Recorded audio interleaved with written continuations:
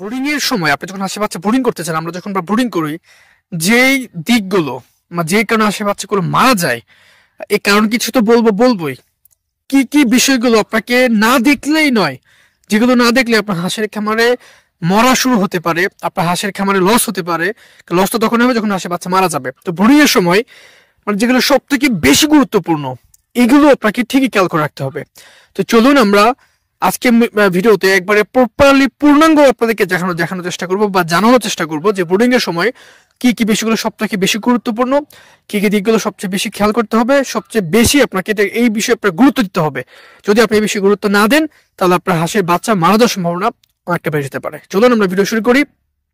দর্শক, পুরো ভিডিও জুড়ে আমি আছি মোহাম্মদ গোলাম রাব্বি, দেখছেন আল হিদায়া হাঁসের খামার ইউটিউব চ্যানেল। সাবস্ক্রাইব করে সঙ্গে থাকুন।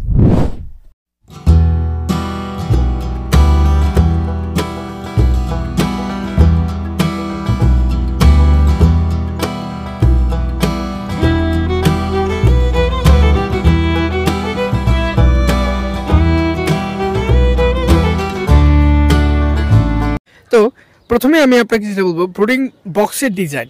বক্সে বলতে কিরকম ঘর আপনাকে কি কি লাগতে পারে। প্রথমে প্রাথমিক অবস্থায় আপনি যখন হাঁসের বাচ্চা ব্রুডিং করবেন, তৎক্ষণাৎ আপনাকে নিচে আপনি খড় দিবেন, খড় ছাড়া অন্য কিছু আপনাকে দিবেন না, এগুলো আপনি খেয়াল করতে হবে। তারপরে আসে আপনার তাপমাত্রা নিয়ন্ত্রণ। প্রাথমিক যখন আপনি হাঁসের বাচ্চা ব্রুডিং করবেন, হাঁসের বাচ্চার বয়স অনুযায়ী প্রয়োজনীয় তাপমাত্রা প্রথম সপ্তাহে আপনি 30 থেকে 32 ডিগ্রি সেলসিয়াস দিতে পারবেন তাপমাত্রা। তারপরে কমাতে তাপমাত্রাগুলো বুঝতে আপনাকে নিজেভাবে তাপমাত্রাগুলো বুঝতে হবে, তাই না? বুঝে আমাকে ধরুন প্রথম সপ্তাহ, এক সপ্তাহ আমাদেরকে 30 থেকে 32 ডিগ্রি সেলসিয়াস আমাদের তাপমাত্রা রাখতে হবে। এরপরে আমাদেরকে আস্তে আস্তে কমিয়ে ফেলতে হবে। তো তাপমাত্রাটা কিন্তু সবচেয়ে বেশি গুরুত্বপূর্ণ। যদি তাপ এখানে বেশি হয়ে যায়, তখন হাঁসের বাচ্চা গরমে মারা যেতে পারে। যদি কম হয়ে যায়, মানে এইগুলো আসলে খেয়াল রাখতে হয়। এগুলো তাপমাত্রাটা সবচেয়ে বেশি জরুরি। এটা আমাদেরকে সুন্দরভাবে আমাদেরকে খেয়াল করে রাখতেই হবে, রাখতেই হবে, আর কোনো কথা এখানে হতে পারে না। তারপরে আসে আলো এবং আর্দ্রতা।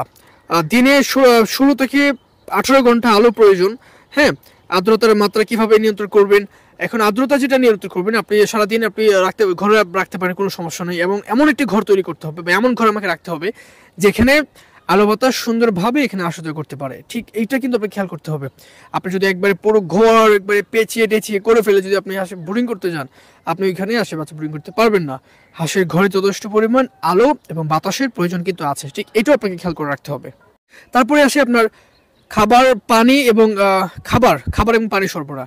আপনাকে অবশ্যই প্রথম আপনি খাবার ক্ষেত্রে আমরা দুইটা সবাইকে সাজেস্ট করি নারিশ এবং গাজি ফিড। এই দুটোকে আপনি একটা ইউজ করতে পারেন। পাশাপাশি আপনি প্রাথমিক অবস্থায় আপনি মোটা ফিড ব্যবহার না করে, মানে আস্ত ফিড ব্যবহার না করে আপনি গোড়া ফিড ব্যবহার করবেন, ভাঙাটা আপনি ব্যবহার করবেন প্রথম সপ্তাহে। প্রথমে যদি আপনি এটাকে মোটা খাবার দিয়ে ফেলেন, তাহলে কিন্তু এই খামারে আপনাকে একটু সমস্যা হতে পারে। কি সমস্যা হতে পারে? গলা আটকে যেতে পারে, হজম শক্তি, কারণ একদিনে বাচ্চা হজম না করাটা স্বাভাবিক। সেই জন্য আপনি কি করতে পারেন, এটা ভাঙা যে ফিডটা আছে সেটা আপনি সুন্দরভাবে আসলে ব্যবহার আপনি করতে পারেন ইনশাল্লাহ। তারপরে আসে স্বাস্থ্য নিয়ে। স্বাস্থ্যের জন্য আপনাকে কিছু অ্যান্টিবায়োটিক কিছু ওষুধ আছে, না বেশি কোনো কিছু ওষুধ আছে, এগুলো আপনাকে খাওয়াতে হবে। সেটার জন্য আমাদের আলাদা, আমরা যদি ভিডিও চান আমরা দিব ইনশাল্লাহ। এখন তো এত ভিডিওতে বা এক ভিডিওতে সব কিছু বলা তো পসিবল না। আমরা ধীরে ধীরে ভিডিও আরও নিয়ে আসবো ইনশাল্লাহ। যদি চান আপনারা কমেন্ট বক্সে লিখে যান। তবে কিছু কিছু ওষুধ হচ্ছে আমি স্ক্রিনে দিয়ে মনে দেখতে পাচ্ছেন, এগুলো আপনাকে ব্রুডিংয়ের সময় বা প্রথম সপ্তাহে বা দ্বিতীয় সপ্তাহে ওষুধগুলো সেগুলো কিন্তু আপনাকে লাগবে। এই ওষুধ অ্যান্টিবায়োটিকগুলো বা ওষুধগুলো আপনাকে যদি দিতে পারেন, তাহলে আপনার হাঁসগুলো আরেকটু সুস্থ থাকবে, একটু ভালো থাকবে। তারপর আসে আপনার নিরাপত্তা ব্যবস্থা। আপনি যেখানে ব্রুডিং করবেন সেখানে দেখতে হবে ইঁদুর, বিড়াল বা অন্যান্য শত্রু থেকে রক্ষার আপনাকে করে রাখতে হবে।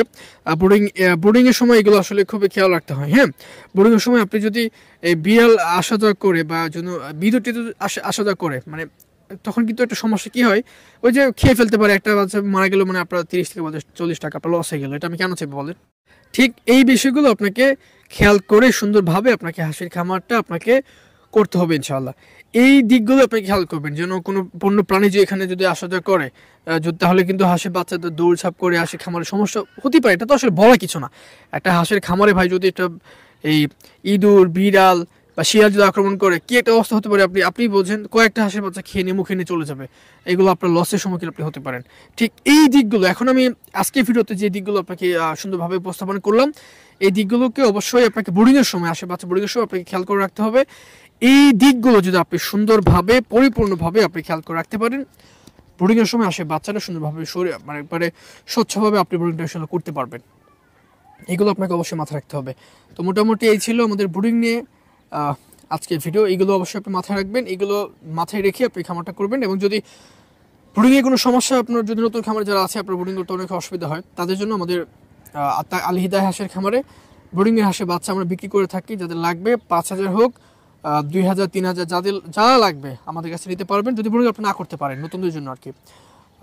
আপনি আমাদের কাছে নিতে পারবেন। আমাদের নাম্বার ঠিকানা স্ক্রিনে দেওয়া আছে এবং প্রায় সবসময় ডিসক্রিপশনে দেওয়া থাকে। দর্শক, এই ছিল আমাদের আজকের ভিডিওটি কেমন হয়েছে অবশ্যই জানাবেন। যদি হাঁসের সম্পর্কে আরো কিছু জানতে চান আমাদের কমেন্ট বক্সে কমেন্ট লিখে দিতে পারেন, আমরা আপনার কমেন্ট অনুযায়ী আলাদা ডেডিকেটেড ভিডিও ট্রাই ইনশাল্লাহ করবো।